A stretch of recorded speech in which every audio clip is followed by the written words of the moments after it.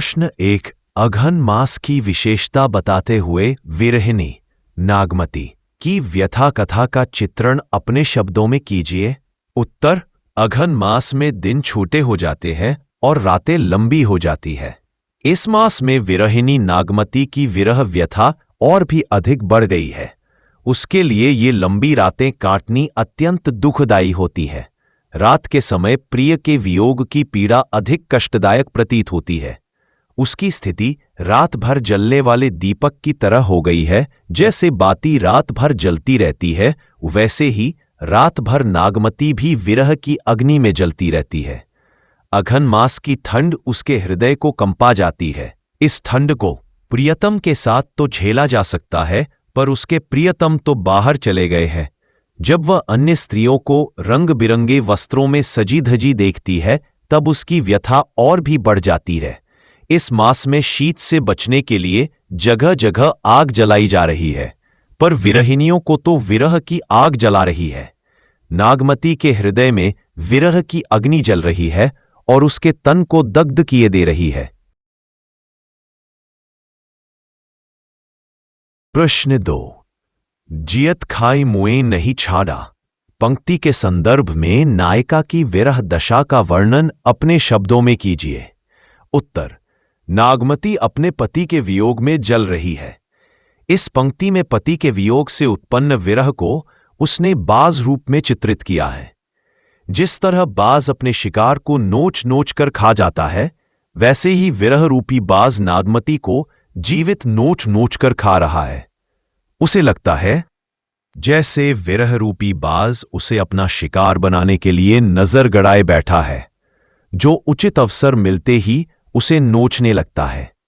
जब तक यह बाज उसे पूर्ण रूप से खा नहीं लेगा, तब तक वह उसका पीछा नहीं छोड़ने वाला है। भाव यह है कि नागमती के लिए पति से अलग होने की स्थिति बहुत ही कष्टप्रद है। विरह अग्नि इतनी उग्र होती जा रही है कि इसका विपरीत असर प्रत्यक्ष रूप में न दिखाई दे, परंतु अप्रत्यक्ष रूप में वह उसे लील रहा है। प्रश्न 3, माघ महीने में विरहिणी को क्या अनुभूति होती है? माघ महीने में बहुत भयंकर सर्दी पड़ने लगती है। प्रियतम के वियोग में विरहिणी नायिका के दिन काटे नहीं कटते हैं। उसमें विरह की पीड़ा मौत के समान होती है। यदि पति की अनुपस्थिति इसी तरह रही, तो माघ मास की ठंड उसे अपने साथ ही ले जाकर मानेगी। यह मास उसके मन में काम की भावना को जागृत करता है। वो प्रियतम से मिलने को व्याकुल हो उठती है। माघ की वर्षा के समान उसकी आंखों से निरंतर विरह के आंसू बहते रहते हैं। इन आंसुओं से भीगे वस्त्र उसके शरीर को बाढ़ के समान चुभते रहते हैं। माघ की तेज हवा और ओलों की वर्षा उसके जीवन को और भी अधिक कष्टप्रद बना देती है। माघ के माह में वनस्पतियों में रस का उद्रेक होता है, परंतु प्रियतम के वियोग में उसका जीवन रसहीन होकर रख गया है। वह दिन प्रतिदिन क्षीण होती जा रही है। उसका शरीर तिनके के समान हल्का हो गया है। माघ की तेज हवाएं उसे हिलाती रहती हैं।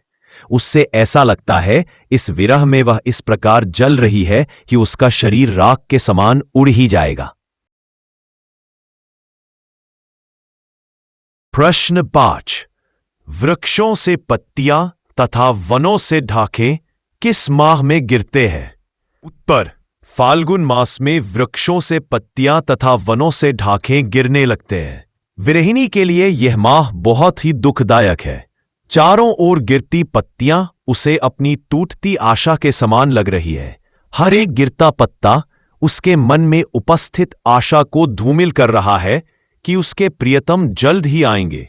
पत्तों का पीला रंग उसके शरीर की स्थिति को बयां कर रहा है। जैसे अपने कार्यकाल पूरा हो जाने पर पत्ते पीले रंग के हो जाते हैं, वैसे ही प्रियतम के विरह में जल रही नायिका का रंग पीला पड़ने लगा है। अतः फाल्गुन मास उस दुख को शांत करने के स्थान पर उसके दुख को बढ़ा रहा है। फागुन के अंत होने तक वृक्षों में नई कोपलों तथा फूल आकर उसमें पुनः जान डालेंगे, परंतु नागमती के जीवन में सुख का पुनः आगमन कब होगा, यह कहना बिल्कुल भी संभव नहीं है। प्रश्न 5 निम्नलिखित पंक्तियों की व्याख्या कीजिए।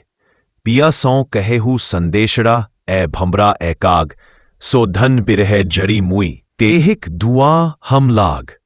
उत्तर, विरहिणी नागमती भौरे और कवे के माध्यम से अपनी विरह व्यथा का हाल प्रियतम राजा रत्नसेन तक ले जाने का आग्रह करती है। वह कहती है कि मेरे प्रीतम से जाकर कहना कि तुम्हारी पत्नी तो तुम्हारे विरह की अग्नि में जलकर मर गई, उसी के कारण हमारा रंग काला हो गया है। इन पंक्तियों में अतिशयोक्ति अलंकार का प्रयोग हुआ है। प्रश्न 5 खा रकत धरा मासू गरा, हाड़ भय सब संख, धनी सारस होई ररी मुई, आय समट्टे हु पंख। उत्तर, इन पंक्तियों में नागमती अपने प्रियतम को अपनी विरह रूपी दशा का वर्णन कर रही है। वह कहती है कि हे प्रियतम, तुमसे अलग होने पर मेरी दशा बहुत ही खराब हो रही है। मैं तुम्हारे वियोग में इतना रो रही हूं कि मेरी आंखों से आंसू रूप में सारा रक्त बाहर निकल रहा है। इसी तरह तड़पते हुए मेरा सारा मांस भी बिल्कुल गल गया है और मेरी हड्डियां शंख के जैसे श्वेत और खोखली हो गई हैं। वह आगे कहती है कि तुम्हारा नाम लेते लेते मैं सारसों की जोड़ी के समान तड़प तड़प कर मर रही हूं। इस समय मैं मृत्यु के बिल्कुल समीप हूं, अतः तुम जल्दी आकर मेरे पंखों को समेट लो। प्रश्न 5 ग तुम्ह बिन कंता धनी हरुई, तन तिनवर भाडोल, तही पर बिरह जराय कय, जहै उड़ावा झोल। उत्तर, इन पंक्तियों में नागमती कहती है कि हे प्रियतम, मैं तुम्हारे वियोग में बिल्कुल सूखती जा रही हूं। मेरी स्थिति तिनके के जैसे हो गई है, अर्थात मैं बिल्कुल कमजोर हो गई हूं। मैं इतनी कमजोर हो गई हूं कि मेरा शरीर पेड़ के समान हिलने डुलने लगा है, अर्थात जिस प्रकार पेड़ हवा के झोंके से ही हिलने लगता है, इसी प्रकार मैं भी कमजोर होने के कारण हिल जाती हूं। इस पर भी यह विरहाग्नि मुझे राख बनाने को व्यग्र है, तथा इस राख को भी उड़ा देना चाहता है, अर्थात मेरे अस्तित्व को मिटाने पर तुला है। प्रश्न 5 ढ यतन जाराओ चार कई, कहों कि पवन उड़ाऊं, मकू तेही मारग होई पराऊं, कंत भरें जहां पाऊं। उत्तर, इस दोहे में नागमती रत्नसेन के प्रति त्याग और समर्पण करती हुई आत्म बलिदान देने की भावना प्रकट करती हुई कहती है कि अपने पति रत्नसेन के लिए मैं अपने शरीर को जलाकर राख बना देने को तैयार हूं। पवन मेरे शरीर की राख को उड़ाकर ले जाए और मेरे पति के मार्ग में बिछा दे, ताकि मेरा प्रियतम मेरी राख पर अपने पैर रख सके। इस प्रकार मैं भी उनके चरणों का स्पर्श पा जाऊंगी। प्रश्न 6 प्रथम 2 छंदों में से अलंकार छांटकर लिखिए और उनसे उत्पन्न काव्य सौंदर्य पर टिप्पणी कीजिए। उत्तर, पहला पद यह दुख दगद न जाने कंतु, जवन जरम करे भस्मंतु। इसमें दुख दगद में तथा जवर जर जिया जारा, दूभर दुख और किमी काढ़ी में अनुप्रास अलंकार है। सियरी अग्नि में विरोधाभास अलंकार का प्रयोग हुआ है। घर घर और सुलगी सुलगी में पुनरुक्ति प्रकाश अलंकार एवं जरे बिरह ज्यों दीपक बाती में उत्प्रेक्षा अलंकार का प्रयोग विद्यमान है। छंद में वियोग से उत्पन्न दुख को बहुत मार्मिक रूप में व्यक्त किया गया है। दूसरा पद बिरह बाढ़ी भा दारुण सियूं, कंपी कंपी मरों लेही हरी जियूं।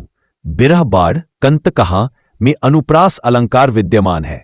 कंपी कंपी में पुनरुक्ति प्रकाश अलंकार है। बिरह सचान विरह रूपी बाज में रूपक अलंकार और रक्त संख में अतिशयोक्ति अलंकार है। छंद में पूस के महीने में ठंड की मार का सजीव वर्णन किया गया है।